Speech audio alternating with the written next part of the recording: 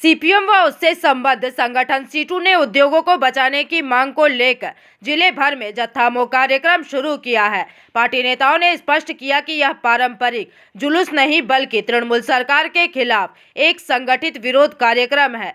सूत्रों से मिली जानकारी के मुताबिक सीटू के नेतृत्व में यह अभियान 7 दिसंबर से 15 दिसंबर तक पश्चिम बर्धमान जिले में चलाया जाएगा एवं अभियान के मुख्य मुद्दों में 100 दिन के कार्य को पुनः शुरू करना, कार्य दिवस बढ़ाकर 200 दिन करना तथा बंद या संकटग्रस्त उद्योगों को पुनर्जीवित करना आदि शामिल है। नेताओं ने आरोप लगाया कि Durgapur steel plant, Chittaranjan rail engine कारखाना, दामोदर वैली कॉरपोरेशन और दुर्गापुर प्रोजेक्ट्स लिमिटेड जैसी इकाइयां बदहाल स्थिति में है, जिन्हें पुनर्बहाली की जरूरत है। बताया गया है कि अभियान के तहत जिले में 4 अलग अलग मार्च निकाले जाएंगे। पहली मार्च काकसा से दुर्गापुर स्टील सिटी के चंडीदास तक, दूसरी मार्च जामुड़िया से अंडाल तक, तीसरी मार्च बर्नपुर से आसनसोल तक और चौथी मार्च साकतोड़िया से चितरंजन तक निकाली जाएगी। एवं इन 4 मार्चों का नेतृत्व सीपीएम के राज्य सचिव मोहम्मद सलीम, डीवाईएफआई राज्य सचिव मीनाक्षी मुखर्जी और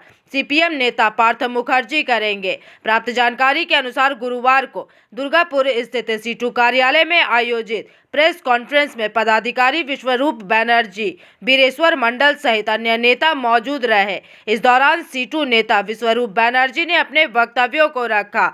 वहीं तृणमूल ने लेफ्ट के इस अभियान पर तीखी प्रतिक्रिया दी है। तृणमूल वर्कर्स ऑर्गेनाइजेशन की कोर कमेटी के सदस्य मानस अधिकारी ने भी इस संबंध में अपनी बातें रखी। देखा जा सकता है कि उद्योग और रोजगार को लेकर लेफ्ट और तृणमूल के बीच बयानबाजी एक बार फिर से तेज हो गई है।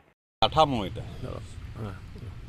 বলছি জ্যাঠা মিছিল না জাঠামো সিপিএম মানুষকে বিভ্রান্ত করার একটা অপচেষ্টা আর সেই সঙ্গে সঙ্গে নিজেদের রাজনৈতিক অস্তিত্ব টিকিয়ে রাখার একটা চেষ্টা। আমি আপনাকে একটা স্ট্যাটিস্টিক্স দিচ্ছি, সেটা হচ্ছে সিপিএম যখন সরকার থেকে চলে যায় 34 বছর অপশাসন, অত্যাচার, ধর্মঘটের মধ্য দিয়ে বিভিন্ন কলকারখানা বন্ধ, তখন জিএসডিপি অর্থাৎ গ্রস স্টেট ডোমেস্টিক প্রোডাকশান যেটা ছিল সেটা ছিল 4.61%। আর আমরা যদি 24-25-এর জিএসডিপি দেখি সেটা হচ্ছে 18,15,000 কোটি টাকার জিএসডিপি। অর্থাৎ কতটা ডেভেলপমেন্ট হয়েছে সেটা এই স্ট্যাটিস্টিক্স দেখলেই বোঝা যায়। 34 বছর বাম শাসনের আমলে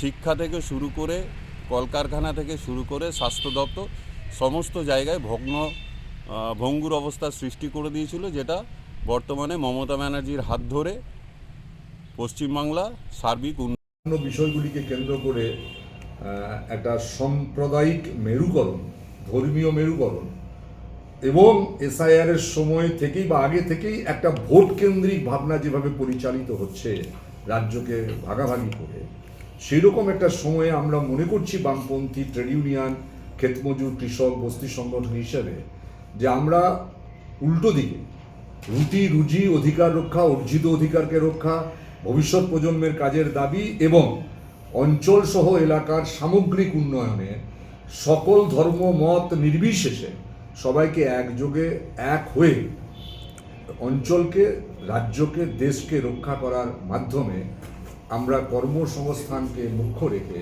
একটা প্রয়াস নেব, যা মানুষের মধ্যে একটা গণজাগরণ সৃষ্টি করবে। আমাদের এখানে ধরুন দুর্গাপুর ব্যারেজ বা ডিটিপিএস, এই যে দামোদর ভ্যালি কর্পোরেশনের মূল ফান্ডাগুলো যেন চলে গেল, মাল্টিপারপাস যে উদ্দেশ্য যেন। दुर्गापुर से निमाई दास की रिपोर्ट, पीवीटीवी न्यूज़।